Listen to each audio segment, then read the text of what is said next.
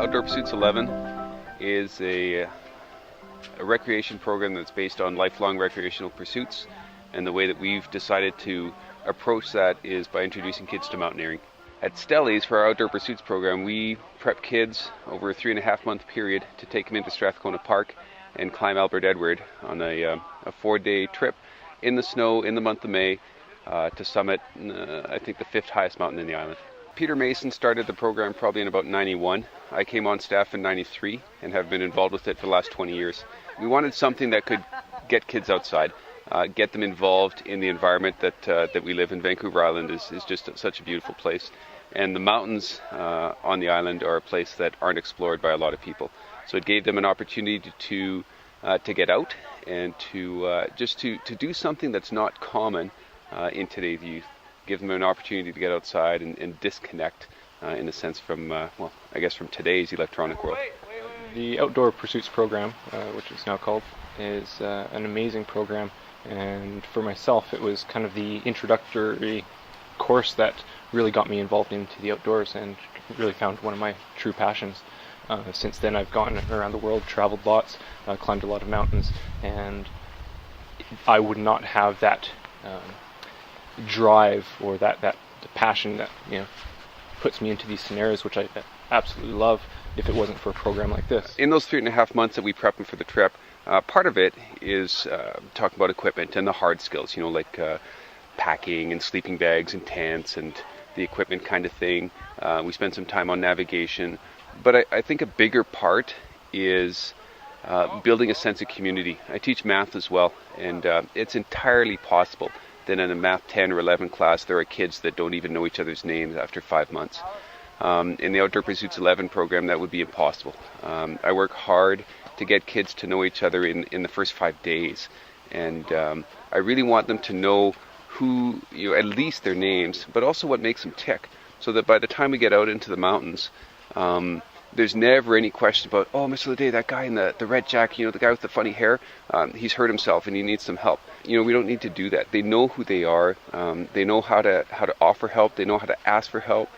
And I really work hard to build that sense of community. So we do outdoor games, activity days. They play together, and we mix up the groups so that they're constantly playing and opposing some other people. We climb together in the climbing wall, where they have to build that sense of trust, where people are belaying them and literally have their lives in their hands, 50 feet above the ground. And all sorts of things, whether it's bike rides or games or climbing. All that stuff prepares them, every single day prepares them for coming out here, so that when they're in the mountains, they know that they can count on each other.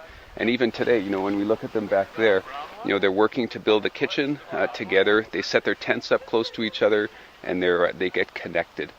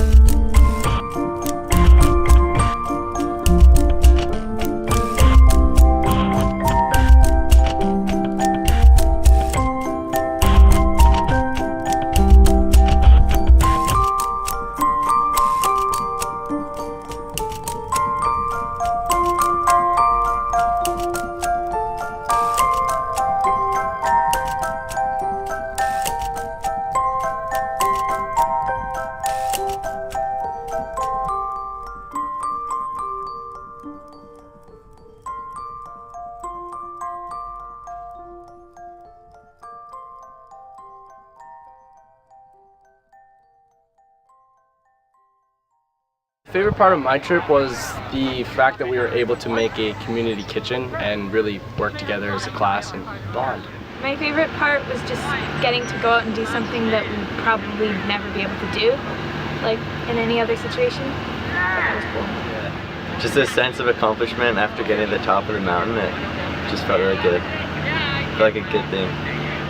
Just running down the mountain and bum sledding. That was pretty fun.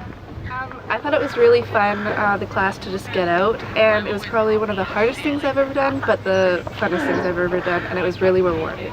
There's something amazing about going into the wilderness, going into nature, and just experiencing that with friends for 4 or 5 days. And I love sharing that with the students. I love going on trips with students. It's fun watching people learn things for the first time. It's fun watching them fall because they don't know how to walk in snow. It's fun watching them try to put on a gaiter. It's just fun to experience things for the first time every single time.